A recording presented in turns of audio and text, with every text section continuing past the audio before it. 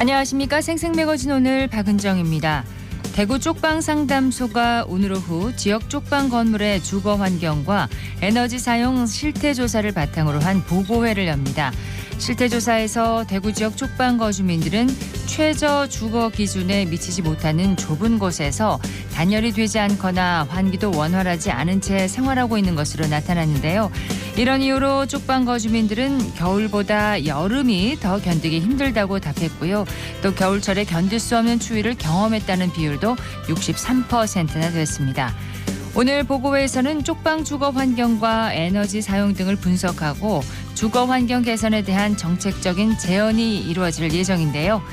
한두 명만 들어갈 작은 방에서 극한의 추위와 더위를 견뎌야 하는 쪽방 거주민들, 최소한의 인간다운 삶을 영위할 수 있도록 따뜻한 관심과 지원이 이어졌으면 하는 바람입니다. 12월 15일 금요일 생생매거진 오늘입니다. 먼저 안동과 포항 울릉 연결해서 그곳 소식과 날씨 듣겠습니다. 안동입니다. 어제부터 시작된 비가 계속해서 이어지고 있습니다. 경북 북부 일부 지역엔 비가 눈으로 바뀌어 내리기도 했는데요. 이번 비는 강수 지속 시간이 길어 겨울비치고도 강수량이 많습니다. 바람도 강하게 불 걸로 예상돼 각별히 유의하시고요. 주말인 내일부터는 영하 3도 내외로 기온이 뚝 떨어집니다. 한파 대비 잘해주시길 바랍니다. 교육부가 교육발전특구 시범사업 공모에 들어간 가운데 안동시가 예천군 또는 예천군 영주시와 연합해 각 시군 주력기업과 함께하는 교육 모델을 구상하고 있습니다. 현재 신청 전략 수립을 위한 연구 용역까지 진행 중인데요. 안동의 SK바이오사이언스와 SK플라즈마, 영주의 SK스페셜티 등의 기업 참여를 타진하고 있고요. 경북도와 경북도 교육청은 지자체들의 이 같은 교육발전특구 신청 의지를 최종 선정까지 이어가고자 교육발전특구 TF를 가동할 방침입니다. 한편 이주호 사회부총리 겸 교육부 장관이 어제 글로컬 대학으로 최종 선정된 안동대를 찾아 교육부가 추진하는 교육발전특구 참여를 독려하기도 했습니다. 이철우 경북도지사는 이주호 총리를 만나 지역 교육 현안을 건의했는데 교육발전특구가 지역에서 태어나 공부와 취업, 정주로 이어지는 지방 정주 시대를 목표로 하는 만큼 안동과 영주, 예천 등 지자체는 교육청과 기업, 그리고 대학이 함께 협력해 나갈 수 있게 지원하겠다고 밝혔습니다. 지금까지 안동이었습니다. 이어서 포항입니다. 겨울치고는 다소 많은 양의 비가 내리고 있습니다. 오늘은 최대 60mm의 비가, 내일 새벽에는 5mm 안팎의 비가 예상되고요. 오후부터는 바람도 매우 강하게 불면서 강풍특보도 발효되겠습니다. 오늘 경북 동해안은 낮 기온 12도 안팎까지 올라서 약간 쌀쌀한 정도에 그치겠고요. 내일부터 기온이 급격히 떨어지면서 일요일 아침 기온 영하 6도가 예상됩니다. 그동안 포근했던 날씨 때문에 더 춥게 느껴질 수 있으니까요. 옷차림 든든하게 해주시기 바랍니다. 경주시와 경주시 원전 범시민대책위원회가 어제 방패장 유치 18년 이후 경주 어제와 오늘 세미나에서 고준위 방사성 폐기물 특별법에 조속한 제정을 촉구했습니다. 범대위는 포화가 임박한 원전 부진의 저장시설의 영구화 방지는 물론이고 고준위 방패장 부지 선정에 조속히 착수하기 위해선 이 특별법 제정이 절실하다고 강조했는데요. 특별법은 2021년 9월 김성환 의원이 처음 발의한 이후 2년이 넘는 시간이 훌쩍 지났지만 중간 저장시설을 비롯한 관리시설의 확보 시점 명시 여부와 원전 부진의 건식 저장시설 용량 규모에 대한 이견으로 논의가 진전되지 못한 채 현재 상임위에 묶여 있습니다. 관련 법안 상당수가 여야 간 이견을 보이는 쟁점 법안이어서 앞으로 최종 합의가 될 때까지는 상당한 어려움이 예상됩니다. 지금까지 포항이었습니다. 이어서 울릉입니다. 울릉도와 독도에 강풍주의보가 발효 중입니다. 강한 바람과 함께 약한 비가 연속적으로 내리고 있습니다. 비는 주말 동안에도 계속 이어질 전망인데요. 내일 오후부터는 눈 소식도 있겠습니다. 1에서 3cm의 적설량이 예상됩니다. 동해중부 안쪽 먼바다에 풍랑경보가 내려진 가운데 북동풍이 불며 바다의 물결은 3에서 6m까지 매우 높게 일겠고요. 주말 동안에도 파고 최대 6m로 높은 물결 계속해서 이어지겠습니다. 오늘 기상악화로 인해 여객선은 전면 운항 통제됐습니다. 경북도의회 남진복 의원이 대표 발의한 경상북도 의료취약지 지원에 관한 조례안이 지난 10일 소관 상임위 심사를 통과해 20일 도의회 본회의 최종 의결을 앞두고 있습니다. 이번 조례안은 지방의료원 분원 등 의료기관 설치, 도서지역 의료인력 지원 및 응급 헬기 상주 배치, 의료취약지 의료서비스 향상을 위한 지원사업 등을 주요 내용으로 응급 상황에 대비한 헬기 운영을 지경뿐 아니라 민간 위탁 등을 검토해 상주 배치시킬 근거를 마련했는데요. 현재 울릉도는 열악한 의료 현실로 인해 주민들은 여전히 불안감에 떨고 있습니다. 수술 등 응급 의료가 불가능한 울릉도이기에 응급 상황이 발생하면 육지에서 헬기가 들어와 환자를 이송해야 해 골든타임을 놓치는 일이 적지 않습니다. 이번 개선 대책을 통해 취약지인 울릉도의 의료 서비스가 개선이 되기를 바랍니다. 지금까지 울릉이었습니다.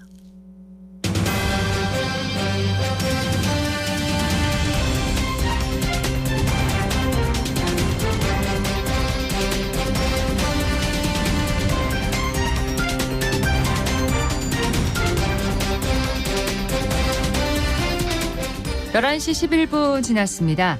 알아두면 좋을 세법과 일상생활에 자주 사용하지만 실수하기 쉬운 세금 문제를 쉽고 또 재밌게 알려드립니다. 똑똑한 세금 생활 세금 박사 용렬 씨에게 물어보아요. 최용렬 세무사 함께합니다. 어서 오세요. 네, 안녕하세요. 네, 오늘 풀어주실 세금 이야기는 뭔가요? 네, 우리나라에서 미술에 대한 관심도가 높아지면서 자연스럽게 미술품 투자가 늘어나고 있고 그에 따라서 미술품에 대한 세금 문의도 많아지고 있는데요. 네. 최근에는 아트테크라고 하는 신조어까지 생기면서 미술품에 대한 투자와 동시에 이를 절세 도구로 활용하려는 분들이 늘어나고 있습니다. 그래서 이번 시간에는 미술품을 투자할 때 발생할 수 있는 세금에 대해서 함께 살펴보겠습니다. 네. 미술품을 투자하는 게 부동산이나 주식 투자보다 나은 이유가 있나요? 네, 투자자 입장에서 미술품은 다른 투자 자산에 비해서 세금 혜택이 상당히 많은 편인데요. 예를 들어서 부동산은 구입할 때 취득세를 내야 되고 또 보유하고 있는 때는 재산세와 종합부동산세를 부담하기도 합니다. 네. 주식의 경우에는 취득세나 재산세가 없기는 하지만 주식 보유 비율이나 금액에 따라서 차익에 대해 양도소득세를 내야 되고요. 또 증권거래세도 납부하게 됩니다. 그렇죠. 네. 하지만 미술품은 취득세와 재산세가 없는 것은 당연하고요. 생존 작가의 작품이라면 양도를 할 때도 세금을 한 푼도 내지 않을 수 있기 때문에 네. 다른 투자 자산에 비해서 상당한 이익이 있다고 볼 수 있습니다. 그렇군요. 미술품을 그러면 양도할 때 세금을 부과하지 않는 이유가 있나요? 네, 미술품을 팔 때 세금을 내지 않는 조건 중에 하나가 바로 생존 작가의 작품이라는 것인데요.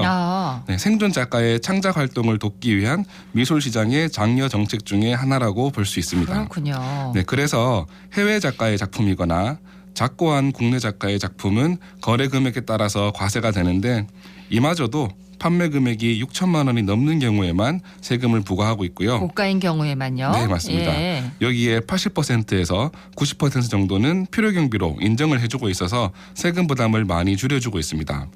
또 미술품의 양도소득은 다른 소득이 있는 경우에도 연봉에 합산을 하지 않고 있는 점도 세금 부담을 낮춰주는 효과가 있다고 볼 수 있습니다. 그렇군요.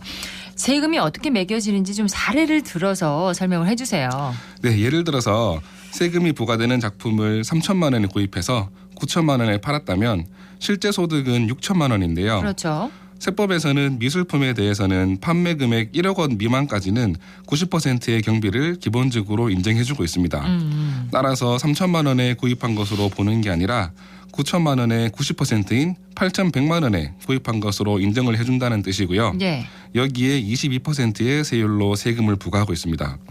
따라서 실제 부과되는 세금은 2에서 4% 수준으로 아주 낮은 세율로 과세가 되고 있는 것을 확인할 수 있습니다. 그렇군요. 참고로 1억 이하의 경우에는 90%의 경비를 인정해주고 1억이 넘는 경우에는 80%를 경비로 인정해주고 있고요.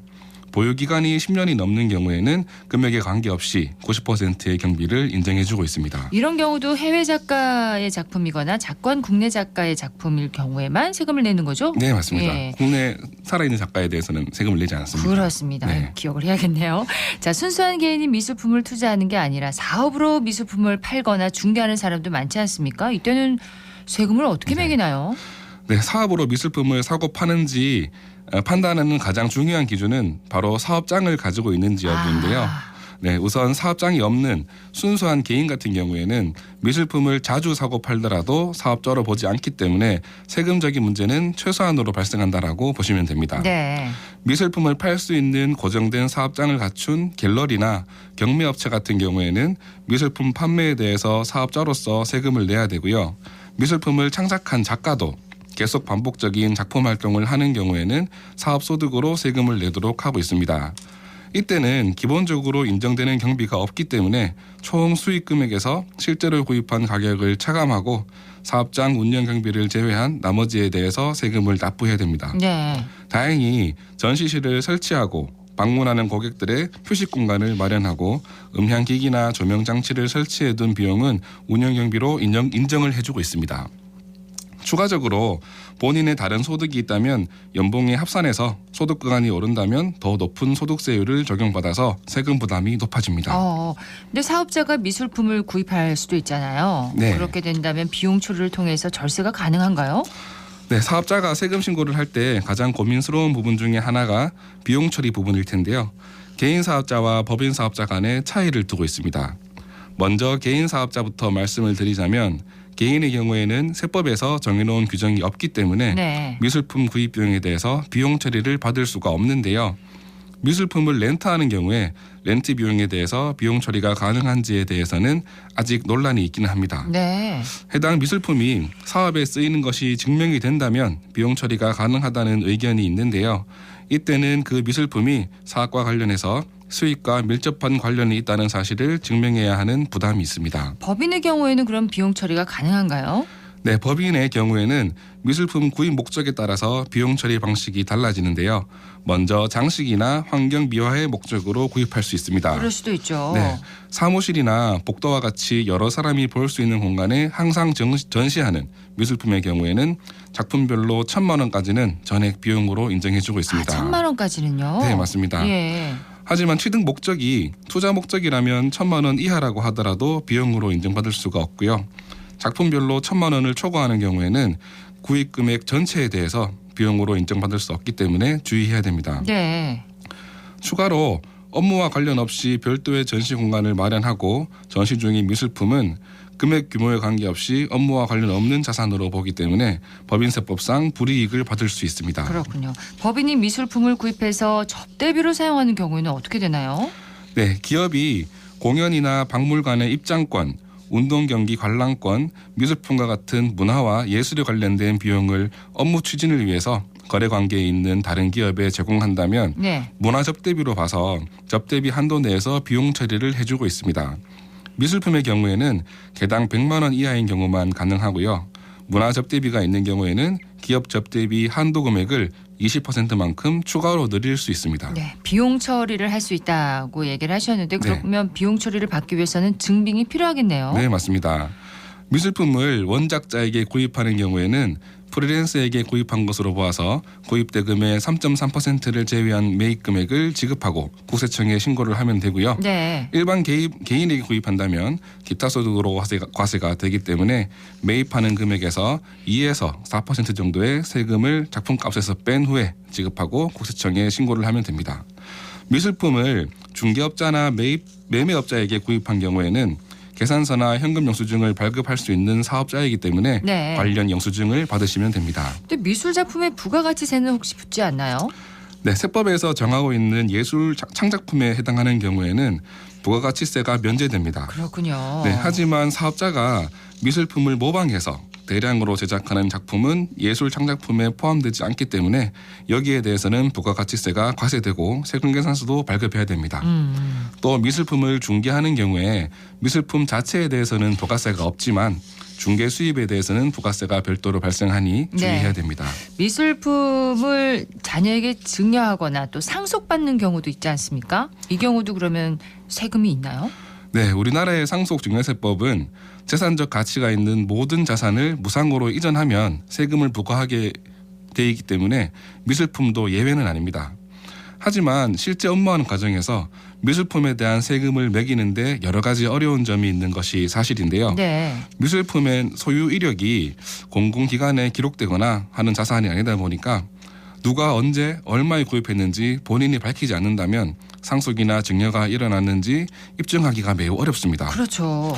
또 이런 미술품에 증여나 상속이 일어났다 하더라도 미술품의 가치가 얼마인지 평가하는 문제도 남아 있는데요. 미술 작품은 주관적인 요소가 강하다 보니 금액을 평가하는데도 불만이 많습니다. 네. 세법상 평가 방법은 가장 먼저 거래 금액이 있는지 살펴보는데요.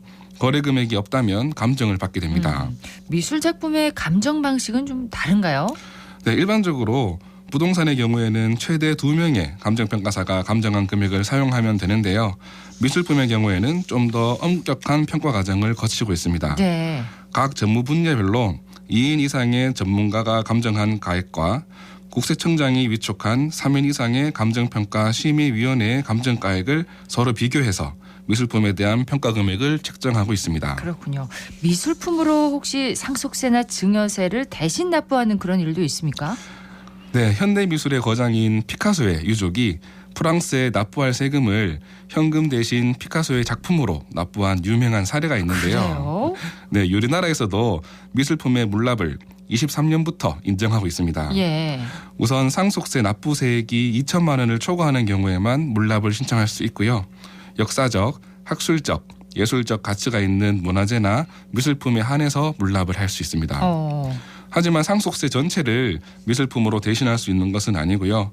총 상속받은 재산 대부분이 문화재여서 현금으로 납부를 할 수 없는 특수한 상황에 예외적으로만 적용되다 보니까 물납을 고려하실 때 확인이 필요하겠습니다. 그렇군요. 오늘 똑똑한 세금 생활 세금 박사 용열 씨에게 물어보아요에서는 미술품과 세금에 대해서 알아보았습니다. 최용열 세무사였습니다. 고맙습니다. 네, 감사합니다.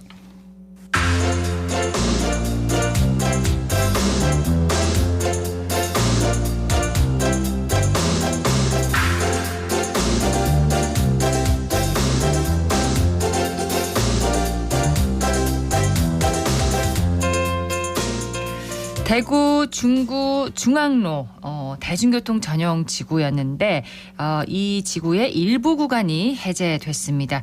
그 해제된 지 지금 한 달이 지났는데요.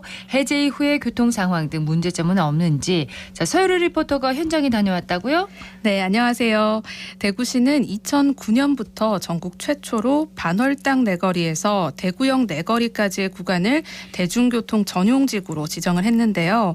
14년 만인 지난 11월 1일 중앙로 북편 구간인 중앙내거리에서 대구역 내거리까지 이 전용지구가 해제가 됐습니다. 네. 그래서 이제 차량 통행이 가능해졌는데요. 먼저 이곳을 이용하는 보행자와 운전자, 상인 등에게 해제에 대한 이야기를 들어봤습니다.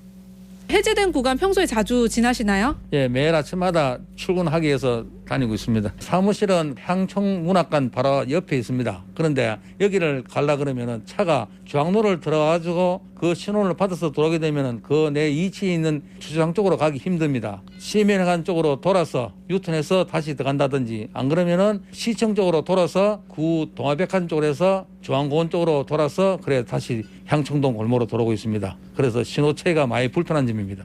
이미 저쪽에서 직진해서 차가 들어와야 되는데 도청 쪽에서 직진해서 못 들어오기 때문에 그리고 경기가 안 좋아서 그런지 실제 사람이 출입이 많이 없습니다. 직진이 되도록 허용을 하고 이 도로가 좁아가지고 차를 주차를 못 하잖아요. 그래서 도로가 조금 넓어져야 될 것 같아요. 대중교통 전용지구가 해제됐는데 혹시 이거 알고 계셨나요? 아니요, 방금 처음 알았어요.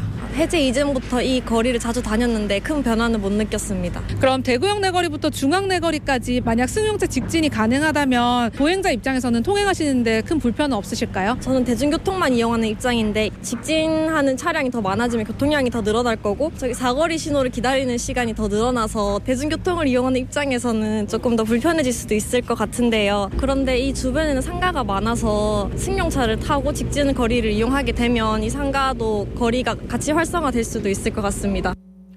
해제 구간이라도 모든 방향으로 다 통행을 할 수 있는 건 아닌가 봅니다. 네, 맞습니다. 불편하다는 시민 의견도 있네요. 그렇죠. 그 교통 혼잡과 시내버스 이용 불편을 막기 위해서 이 대구시는 대구역 내거리에서 중앙 내거리 쪽으로는 직진과 좌회전을 하지 못하게 교차로 신호 체계를 조정을 했습니다. 네, 그래서인지 저는 평일 오후에서 저녁 사이에 현장을 찾았는데요. 교통체증은 전혀 느끼질 못했고요. 그렇군요. 네네. 경상가명 맞이길 상인의 남재모 회장의 이야기도 들어보겠습니다. 처음에는 상당히 기대를 많이 했습니다. 10몇 년을 여기에 막힌 상태에서 해제를 시켜준다고 얘기를 하시길래 그 전 차량이 도고 하면 다소 상인의 이거 상가에도 좀 도움이 되지 않을까 생각을 많이 했습니다만 막상 하고 나니까 생각에 문제점이 아주 많은 것 같습니다. 대구역 사거리에서 중앙 내거리 쪽으로 버스 위에는 오토바이고 킥이고 전혀 이거 통행을 금지시켜 놓은 상태가 되다 보니까 그 전이나 지금이나 똑같은 상황이라고 생각하시면 될 것 같습니다. 이 도로가 왕복 2차선입니다. 2차선인데 여기 보면 실개천하고 불필요한 이 공간이 많이 있습니다. 그걸 왕복 3차선으로 해주셔 갖고 대구역 사거리에서 중앙 사거리까지 차를 통행을 시키고 중앙 사거리에서 우회전과 좌회전을 동시에 하게끔 해주시면 충분히 가능하다고 생각을 하고 있습니다. 지난 8일 날 우리 상인회 이거 회원분들과는 이제 회의를 했습니다. 해갖고 곧 이제 회원들하고 대구시청 교통과에 찾아뵙고 좋은 방도를 한번 찾아달라고 한번 건의를 해볼 계획입니다. 아직까지는 이 주변 상인들은 큰 효과를 느끼지 못한다 이런 의견인 것 같은데 대구역 내거리에서 중앙 내거리 쪽으로 좀 직진을 허용해달라는 거죠? 네, 맞습니다. 아무래도 이 부분이 핵심적이기 때문에 상인들도 대구역 내거리에서 중앙 내거리 쪽으로 직진 허용을 가장 강력하게 요구를 하고 있습니다. 네. 대중교통 전용지구가 만들어지기 전에는 김천이나 구미, 안동 등지에서 이제 자동차를 타고 온 손님들이 가게 앞을 또 지나다가 차를 세우고 구매를 하는 경우가 많았다고 해요. 지나갈 수 있었으니까요. 네, 이쪽이 양복점도 있고 구두 가게도 있고 이렇다 보니까 그렇죠. 직접 보고 또 선택을 하시는 분들이 많은데 이런 효과를 얻으려면 대구역 내거리에서 중앙 내거리까지 또 직진이 허용이 돼야 한다는 입장입니다. 네. 대구시는 이 문제를 어떻게 생각하고 있는지 신교원 교통정책과장에게 들어봅니다.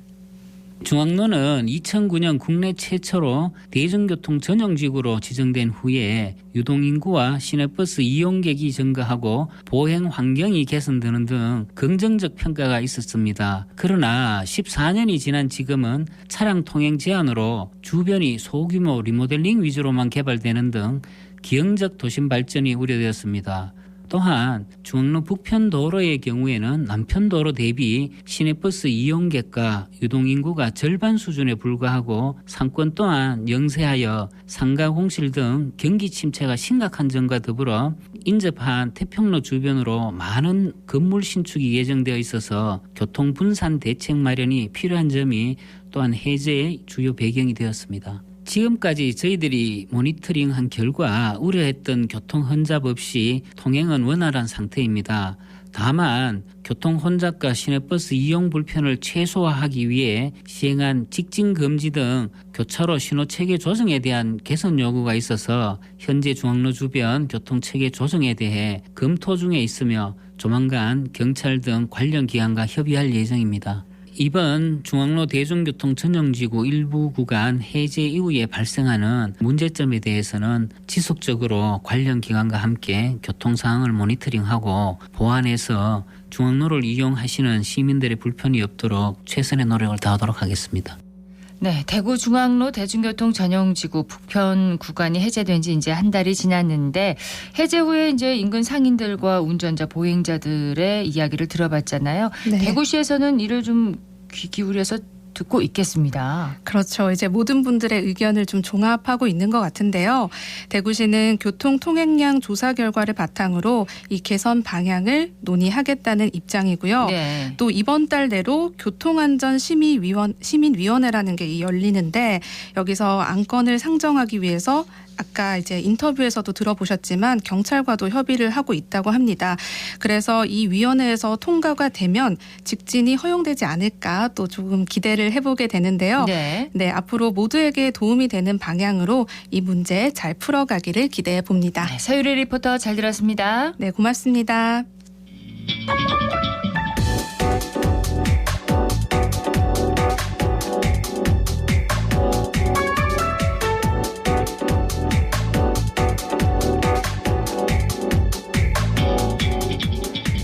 묻고 듣고 생각과 마음을 나누는 방송. 지금 여러분께서는 대구 경북을 보고 듣는 생생 매거진 오늘을 함께하고 계십니다.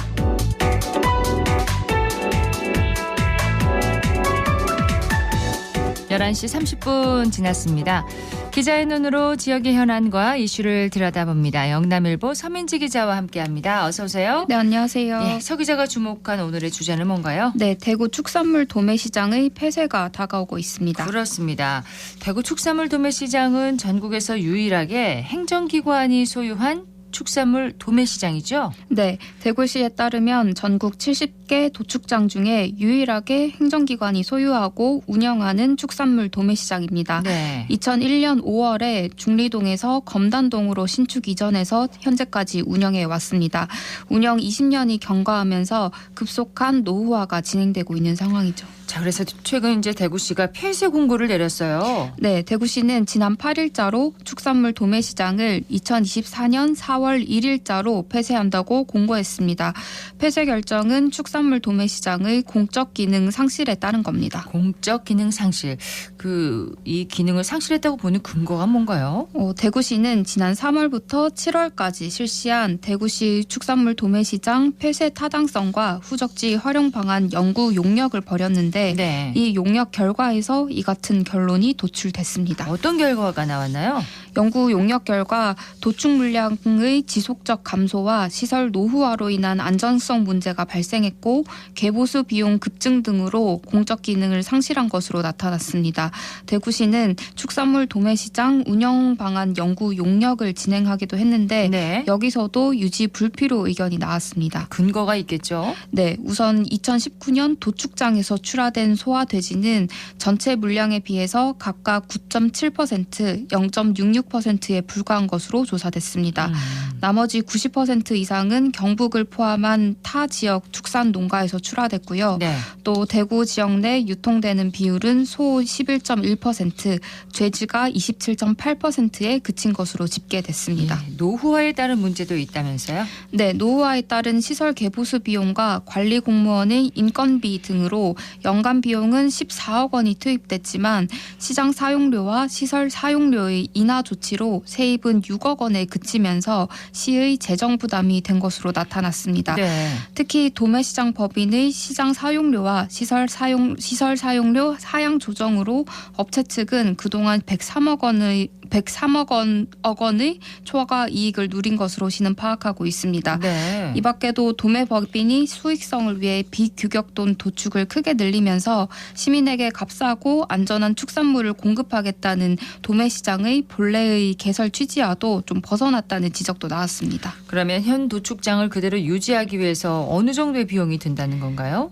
대구시는 현 축산물 도매시장과 도축장을 그대로 유지하기 위해서는 시설 개선비로만 2020년 기준으로 211억 원 이상의 예산이 필요한 것으로 추산했습니다. 네. 이 추산치는 검단동 일대의 금호 워터폴리스 산업단지가 2024년 6월에 준공되고 또 4천여 세대 아파트까지 들어서게 되면 악취 발생과 교통 혼잡 등 집단 민원도 발생할 것까지 고려된 수치입니다. 그럼 도축장이 나간 자리 후적지는 어떻게 개발을 한다는 계획입니까? 후적지는 도시철도 4호선 차량 기지로 제공한다는 계획인데요. 예. 지난 6월에 대구시는 도시철도 4호선 기본계획 최종안을 발표하면서 기존 동구 복무 IC 인근의 불로동 농경지로 예정됐던 차량 기지를 북구 검단동 축산물 도매시장으로 변경한다고 밝혔습니다.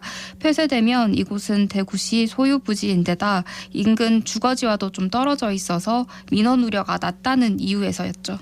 자, 그런데 이제 기존에 유통되었던 물량을 어떻게 처리할 것인지 이게 이제 문제가 되는 거죠? 네, 이 지점에서 대구시와 관계 종사자 등 이해 당사자들의 의견이 좀 갈리고 있습니다.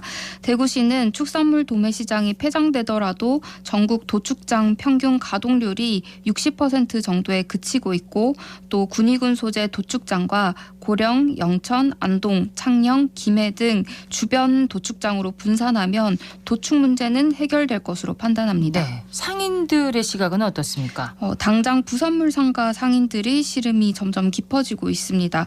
대구시가 그 생계 대책을 마련할 시간을 채 주지 않고 이를 추진하고 있다는 시각이죠. 상가 계약 기간이 남은 상인도 있겠죠? 네, 계약 기간이 2년 넘게 남은 경우도 있다는데요. 현재 시장에는 28개 업체가 40곳의 점포를 운영하고 있습니다. 예. 상인들은 연간 대구시에 임대료도 지급을 하고 있는데 지난 2021년에 대구시와 계약을 맺었고 계약 기간은 2026년 9월 28일까지입니다. 상가의 그럼 정상적인 운영이 우려되는 지금 상황이네요. 네, 이런 상황에서 도축장이 문 닫을 경우에 상가 역시 제대로 된 운영이 어렵다는 거죠. 네. 폐쇄를 무조건적으로 반대하는 것이 아니라 대책을 마련할 최소한의 시간이 더 필요하다고 주장하고 있습니다. 예컨대 도축장이 나가는 날짜를 1년이라도 유예를 시켜달라는 거죠. 자, 여기에다 이제 비규격돈 도축 문제도 있다는 건데 비규격돈이 뭔가요? 네, 비규격돈은 대부분 몸 길이는 2m 이상, 또 몸무게는 200kg 이상의 출산 능력이 떨어진 어미 돼지를 가리키는데요. 예. 이 같은 그 비규격돈은 도축을 위해 별도 설비가 필요하고 또 물량이 늘어나면 돼지 도축 라인에 과부하가 걸려서 보수 비용까지 늘어납니다. 그럼 대구 시설이 폐쇄되면 당장 비규격돈 도축에 문제가 생긴다는 거네요? 네, 대구시 도축장인데 경북도 내 양돈 농가들이 비규격돈 80%가량을 도축하고 있습니다. 네. 경북에서 경산 등의 대부분 도축장은 규격돈 중심으로 설계가 돼 있고요. 또 덩치가 큰 모돈 도축시설을 갖춘 곳은 고령뿐인데 하루 40마리에서 50마리 정도만 처리할 수 있다고 합니다. 대구 도축장은 하루 평균 200마리의 어미돼지를 도축하고 있는 상황입니다. 농가들의 반응은 어떻습니까? 농가들은 당장 도축장 처리 물량에 맞춰서 양돈 마리수를 줄이거나 또 비규격돈을 경북 고령과 충북 음성, 경남 등으로 장거리 운송을 해야 되는데 이렇게 되면 경제적인 타격이 불가피하다고 주장합니다. 네. 다른 지역 도축장들도 추가 작업 여력이 없고 이는 다시 비규격돈 가격 하락으로 이어질 수 있다는 점에서 난색을 표하고도 있습니다. 자, 이 점에 대해서는 대구시의 입장은 어떤가요? 대한한돈협회 등에서 요구하는 비규격돈 도축과 관련해서는 경상북도 내 그 모돈 도축 라인 증설, 또 타시도 분산 도축을 위한 운송비 지원 등을 경상북도에 요청했다는 주장입니다. 네. 최근 시민단체에서 이제 성명까지 냈어요. 네, 대구 경실련은 성명을 발표하고 다수 시민의 생존권 문제 등을 감안하면 축산물 도매시장과 도축장은 대구시가 일방적으로 조기 폐쇄해야 되는 시설이 아니다라면서 운영기한의 연장을 촉구했습니다. 예. 이들은 축산물 도매시장은 임직원과 도매인 또 위탁 업체 종사자 등 236명이 일하는 사업장이라면서 대구시 공고에 따라 조기 폐쇄할 경우에 이들 중 상당수가 대책을 좀 마련하지 못한 상태에서 일자리를 잃을 가능성이 크다고 지적했습니다. 자, 시민단체에서도 이제 성명을 냈고 또 대구시의회가 최근 도축장 폐지 조례안을 유보하는 일이 있었습니다. 네, 대구시는 대구시 의회에 도축장 사용 조례를 폐지하는 내용을 골자로 하는 조례안을 제출했는데요.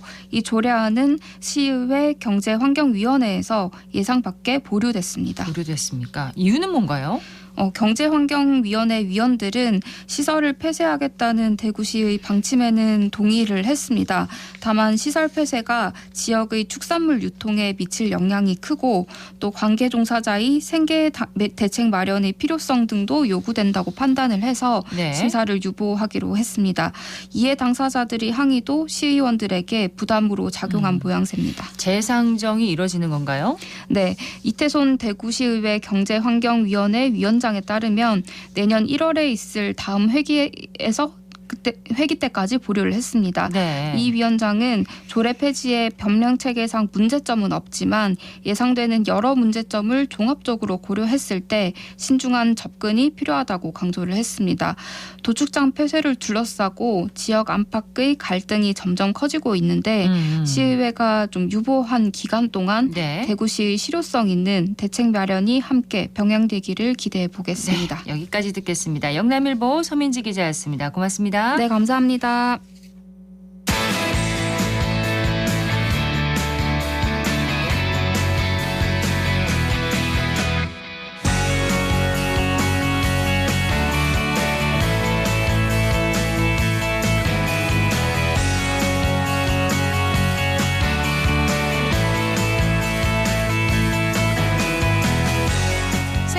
스포츠 현장 속으로 들어갑니다. 생생스포츠 대구신문 석지훈 기자와 함께합니다. 어서 오세요. 네, 안녕하십니까. 자, 야구 얘기부터 할게요. 골든글러브 시상식이 열렸습니다. 네, 그렇습니다. 지난 월요일 11일 서울 코엑스 오디토리움에서 열린 2023 신한은행 소울 KBO 골든글러브 시상식이 열렸습니다. 네, 삼성에서 수상자가 나왔어요. 네, 그렇습니다. 삼성에서는 예상대로 구자욱 선수가 외야수 몫의 이제 골든글러브 3자리 중에 한 자리를 차지했습니다. 그렇습니다. 구자욱 선수는 몇 표를 받았나요? 네, 구자욱 선수는 이제 185표로 이제 63.6%의 득표율을 달성했는데요.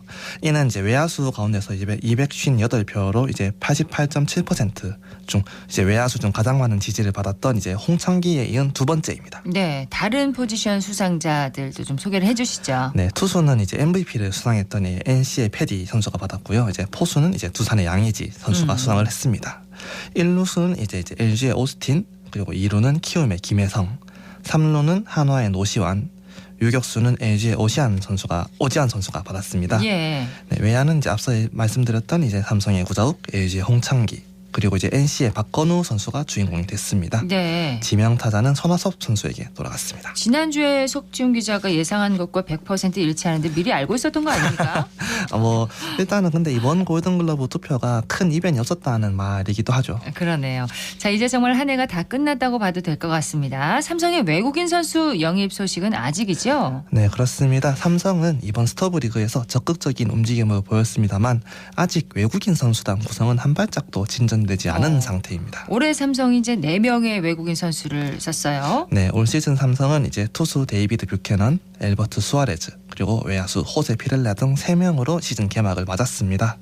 그러다가 시즌 막판 이제 순위 경쟁이 한창일 때 이제 수아레즈가 부상으로 전열을 이탈하면서 대체 외국인으로 이제 테일러 와이드너를 영입했습니다. 현재 구단 내부 분위기는 어떻습니까? 일단 구단은 꾸준히 팀의 에이스 노릇을 했던 이제 뷰캐넌과는 일찌감치 재계약하기로 결정을 했다고 합니다. 네. 피렐라의 경우 이제 현장에서 교체 요청이 있어서 대체자를 우선 찾아보되 여의치 않는 경우 재계약하는 방안을 지금 고심 중이라고 하고요. 와이드너의 경우는 아예 계약 의지가 없는 것으로 알려졌습니다. 그렇군요. 뷰캐넌과는 재계약을 결심했으면 이제 소식이 들려올 법도 한데요. 네, 그렇죠. 근데 뷰캐넌과 삼성 양측 모두 재계약에는 어느 정도 교감을 나눈 상태라고 하는데요. 관건은 이제 계약 규모와 기간이라고 합니다. 네. 규모면 뭐 연봉이겠고 또 그렇죠. 기간이라면 어느 정도를 말하는 건가요? 네, 아무래도 삼성은 단년 계약이나 길어도 2년을 선호하는 것 같고 뷰캐넌은 조금 더 긴 시간을 요구하는 것으로 보입니다. 길게 있고 싶군요. 네. 뷰캐넌이 삼성 입단 후에 꾸준히 잘 던져왔는데 그런데도 구단에서 장기 계약을 고심하고 있습니다. 그 이유는 뭘까요? 아무래도 나이 때문으로 보입니다. 이제 뷰캐넌이 89년생으로 이제 만 34세인데요. 내년이면은 35세가 됩니다. 예. 선수로서는 이제 슬슬 황혼기에 접어든다고 볼 수 있겠죠. 네. 본인도 이제 이를 알아서 비교적 안전한 좀 장기 계약을 원하는 거군요. 아무래도 그런 거 아닐까요? 예. 뷰캐넌의 장기 계약에 대해서 석 기자는 어떻게 생각합니까? 지극히 개인적인 관점이긴 한데 제가 구단 입장이었다면은 3년 정도까지는 계약을 제한했을 수도 있을 것 같습니다. 구단 입장이었다면 꽤 예. 긴데요. 3년이면. 이제 물론 또 3년이나 하게 될 경우에는 뭐 기본금을 조금 낮게 책정한 뒤 이제 경기 출전이나 뭐 성적에 따른 옵션을 넣어서 예. 뭐 구단 쪽에는 이제 안전 장치를 이제 또 뷰캐넌에게는 이제 성적을 향한 이제 동기 동기부여를 하는 식으로 했을 것 같습니다. 그렇군요. 그래도 이제 30대 중반의 외국인 선수에게 3년은 좀 리스크가 크지 않을까요? 구단 입장에서? 당연히 뭐 리스크가 존재하기는 하는데요. 뷰캐넌은 또 이를 감당할 만큼 뛰어난 선수라고 생각을 합니다. 뷰캐넌은 이제 올해까지 4년을 뛰면서 이제 구단 역사상 가장 오래 삼성 유니폼을 입은 외국인 선수인데요. 그렇습니까? 네, 4년 내내 이제 꾸준한 성적은 물론 이제 철저한 자기 관리와 프로페셔널한 태도, 뛰어난 팬 서비스, 뭐 유쾌한 면모 등으로 많은 선수들에게 귀감이 됐습니다. 예. 뭐 장기 계약을 맺을 명분은 충분하다고 저는 보고 있습니다. 뷰캐넌 선수는 지나칠 정도로 자기 관리에 정말 진심이었다 이런 말을 많이 듣긴 했습니다. 네, 이제 성적으로도 이제 또 야구 외적으로도 어린 선수들에게 좋은 영향을 미치고 있는 만큼 이제 삼성이 뭐 구단 최초의 외국인 선수 장기 계약을 뷰캐넌과 맺는 것도 분명 양쪽에 모두 좋은 방향이라고 저는 보고 있습니다. 예, 어떤 계약을 맺게 될지 이번에도 맞을지 한번 지켜보겠습니다. 자, 뷰캐넌 선수는 그렇다 치고 다른 투수와 타자는 후보로 거론되는 선수도 없나요? 네, 타자는 아직 너무 물밑에서 진행되고 있어서 좀 깜깜무소식이고 투수의 경우 좀 유력한 후보로 거론되는 선수가 있기는 합니다. 유력 후보는 누군가요? 네, 이제 일본 이제 NPB 니오넨 파이터즈에서 뛰었던 이제 코디 폰스가 유력하게 이제 부상하고 있습니다. 예, 어떤 선수일까요, 폰스는? 네, 폰스는 이제 작년에 니오넨 매입단에서 14경기에서 3승 5패, 평균 자책점 3.35라는 준수한 기록을 남겼습니다. 또 작년 8월 27일 뭐 소프트뱅크전에서는 이제 9이닝 무실점으로 이제 니오넨 구단 역사상 27년 만에 이제 노히트 노런을 달성하게 됐습니다. 이제 올해에는 10경기에 출전해서 이제 4승 5패, 평균자책점 3.66을 기록한 뒤 재계약 불가 통보를 받았습니다. 예, 그런 이 폰스 선수가 지금 유력하게 부상하고 있다는 건데 확실히 국내 무대에 적응만 잘한다면 좋은 성적을 기록할 수 있는 그런 투수네요. 네, 그렇죠. 이제 구단 역시 이제 폰스에 대해서 이제 영입 후보 중 한 명이라고 밝히기도 했는데요. 하지만 최근 미국 메이저리그의 오퍼를 받아서 미국행 가능성이 높다는 말이 흘러나오고 있어가지고 아직까지 계약 가능성은 미지수입니다. 예, 외국인 선수단 구성도 잘 마무리되면 좋겠습니다. 자, 이어서 프로농구 소식 살펴보겠습니다. 한국가스공사가 타이탄 일정을 보내고 있습니다. 네, 대구 한국가스공사 페가수스 농구단은 이제 지난주 금요일과 일요일 고양 소노 아레나에서 고양 소노와 치른 이제 원정 2연전에서 각각 80대 74, 84대 76으로 연승을 거뒀습니다. 네. 이어진 이제 지난 화요일 부산 사직체육관에서 열린 이제 부산 KCC 이지스와의 원정 경기에선 2차 연장전까지 가는 혈투 끝에 88대 93으로 아쉽게 패하면서 시즌 첫 3연승 달성에 실패했습니다. 마지막으로 어제 목요일 대구체육관에서 열린 서울 SK 나이츠와의 홈 경기에선 69대 81로 패하면서 연패에 빠졌습니다. 예. 이로써 가스공사는 한 주 동안 진행된 4경기에서 2승 2패를 거두면서 그래도 반등의 기미를 보였습니다. 패배를 하긴 했지만 그래도 연승도 했습니다. 네. 올 시즌 첫 연승이었다면서요? 네, 그렇습니다. 이제 가스공사의 고양 원정 2연승 올해 가스공사의 첫 연승 기록입니다. 예, 이렇게 보니까 이제 두 차례나 연장을 치른 뒤에 패한 부산 원정이 참 아쉽네요. 그러게 말입니다. 이제 분명 이제 엎치락 뒤치락 하다가 이제 가스공사가 리드를 잡기도 했는데요. 막판 이제 부산의 집중력과 이제 가스공사의 좀 미스가 연이어 나오면서 이길 수 있었던 경기가 이제 연장전까지 진행이 됐고 여기서 이제 또 체력이 좀 방전된 가스공사가 결국 3연승을 눈앞에서 놓치고 말았으니까요. 가스공사가 연장전에서 승리한 기억이 별로 없네요. 네, 맞습니다. 이제 가스공사는 창단 후 3시즌 동안 진행된 연장전에서 모두 패하면서 아직 승리를 거두지 못했습니다. 네, 연장전 승리가 한 번도 없다는 거네요. 네, 이제 창단 3년째를 맞는 가스공사는 이제 올해에만 5번의 연장전 경기를 치렀는데요. 예. 가장 먼저 이제 지난 시즌인 올해 이제 1월 28일 서울 SK 원정 경기에서 3차 연장까지 가는 혈투 끝에 116대 118로 첫 연장전 패배를 기록했습니다. 이어 이튿날 1월 29일 열린 안양 원정에서도 이제 연장전 돌입 후 85대 87로 패배했습니다. 너무 아쉬워요. 예, 연이틀 치른 연장전에서 모두 한 골 차로 패한 거네요. 네, 그렇죠. 이어서 이제 3월 17일 이제 홈 서울 SK전에서 2차 연장까지 가는 접전 끝에 105대 107로 패했습니다. 여기까지 이제 가스공사는 지난 시즌에만 이제 3번의 연장전에서 모두 한 골 차로 패했습니다. 예, 그리고 바로 지난 부산 원정 때 또 패배를 한 거군요. 앞에 한 경기가 더 있는데요. 이제 올 시즌 이제 지난 11월 18일 울산 현대모비스 원정에서 가스공사는 연장전 돌입 후 80대 81로 패하면서 올 시즌 첫 연장전 패배이자 구단 역사상 4번째 연장전 패배를 했습니다. 네. 점수차가 너무 작으니까 더 아쉽습니다. 5번의 연장전을 치르는 동안 단 1승도 챙기지 못한 거네요. 그렇죠. 또 여기에 지난 부산 원정을 제외하고는 모두 한 골차 승부라서 더 아쉬움이 남기도 합니다. 네. 자, 패배가 있긴 했지만 그래도 올 시즌 들어서 분위기가 가장 좋다고 볼 수 있는 것 같은데 어떤 변화가 있었나요? 우선은 한동안 이제 무릎 부상으로 경기를 나서지 못했던 김낙현 선수가 돌아와서 공격을 이끌고 있고요. 여기에 또 기존 외국인 이제 앤드류 니콜슨과 세월군 이제 두반 맥스웰이 시너지를 일으키면서 시즌 초반에 비해서 경기력이 부쩍 올라온 느낌입니다. 네. 자, 이와 반대로 또 아쉬운 점을 꼽는다면 어떤 점이 있을까요? 네, 최근 이제 발등 부상으로 열흘 정도 이제 결장했던 이대현 선수의 부재를 꼽을 수 있겠는데요. 올 시즌 들어서 이제 경기력이 기복이 있다고는 해도 인사이드에서 존재감을 보여주곤 했는데 앞서 좀 일주일 넘게 결장을 하면서 조금 아쉬움이 느껴지긴 했습니다. 예. 자, 이대헌 선수가 얼른 돌아와야 할 텐데 가스공사의 이번 주 일정은 어떻게 되나요? 네, 가스공사는 이제 내일 오후 2시 대구체육관에서 창원 LG세이 가스와 홈 경기를 치릅니다. 그리고 18일 월요일 오후 7시 안양 실내체육관에서 안양 정관장과 원정 경기를 치를 예정입니다. 마지막으로 21일 목요일 오후 7시 대구체육관으로 이제 원주 DB를 불러들여서 홈 경기를 치를 예정입니다. 예, 승전보를 들을 수 있기를 기대하겠습니다. 지금까지 생생스포츠 대구신문의 석지은 기자였습니다. 고맙습니다. 네, 감사합니다. 브라운 아이스의 노래 듣겠습니다. 벌써 1년.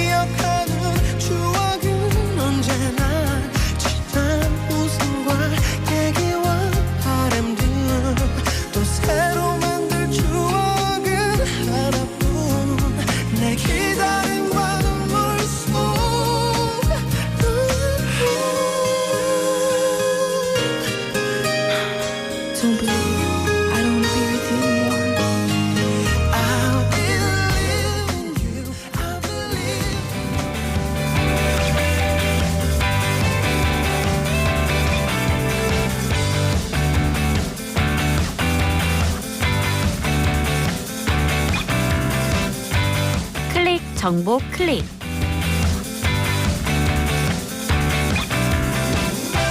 겨울에는 따뜻함을 찾아 목욕탕이나 온천에 가는 분들 많을 텐데요. 이때 히트쇼크를 주의해야 합니다. 히트쇼크란 입욕 전후의 급격한 체온 변화로 혈압이 순간적으로 올라가거나 낮아지며 신체 이상이 발생하는 것을 뜻하는데요. 평소 고혈압이나 당뇨 등 기저질환을 앓고 있는 경우 실신할 수도 있고 심할 경우 사망에 이를 수 있습니다. 히트쇼크를 예방하기 위해서는 따뜻한 물에 들어가기 전 가벼운 스트레칭이나 샤워로 체온을 높이고 입욕 시간은 최대 15분이 넘지 않게 해줘야 합니다.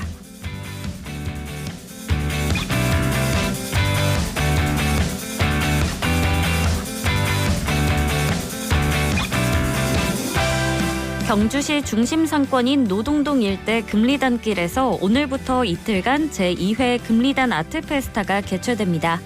이번 행사에서는 경주 지역 예술인들이 체험과 전시를 운영하는 아트마켓과 업사이클링 트리 만들기, 다양한 버스킹 공연 등이 진행되는데요.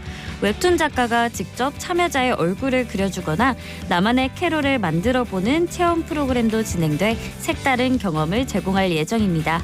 자세한 내용은 금리단 아트페스타 홈페이지에서 확인할 수 있습니다.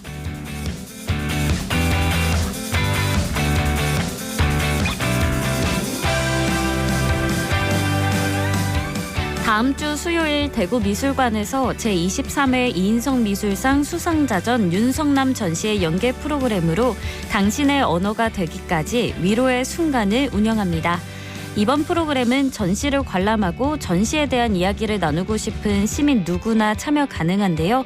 평소 윤성남 작가에 대해 관심을 가진 시민 블로거와 퓨전 앙상블 팀과 함께 여성, 엄마, 위로라는 3가지 키워드로 이야기를 나눌 예정입니다. 무료로 참여 가능하며 대구 통합 예약 시스템을 통해 신청할 수 있습니다.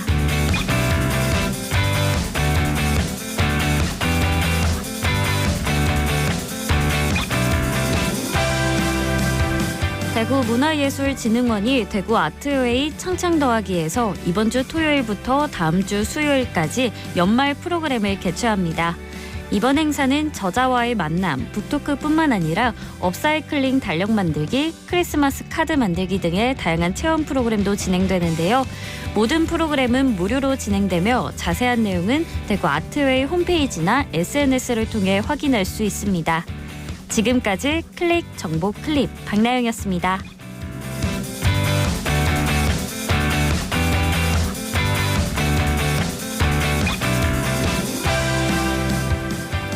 오늘 대구 경북 지역 밤까지 비가 내리겠습니다. 예상 강수량은 30에서 80mm, 많은 곳은 100mm 이상 내리겠고요. 울릉도와 독도는 5에서 40mm가량입니다. 경북 북동산지에는 비가 눈으로 바뀌어서 내리는 곳도 있겠는데요. 적설량 1cm 안팎으로 예상됩니다. 낮 최고 기온은 7도에서 17도 분포로 어제보다 5도가량 오르겠는데요. 하지만 오후부터 북서쪽에서 찬 공기가 내려오면서 점점 날씨가 추워지겠습니다. 모레 일요일 대구의 아침 최저 기온은 영하 7도까지 뚝 떨어지겠습니다. 영하권 강추위는 다음 주 내내 이어질 전망인데요. 추위 대비 잘하셔야겠습니다. 생생매거진 오늘 금요일 순서 여기까지입니다. 박은정이었습니다. 여러분 고맙습니다.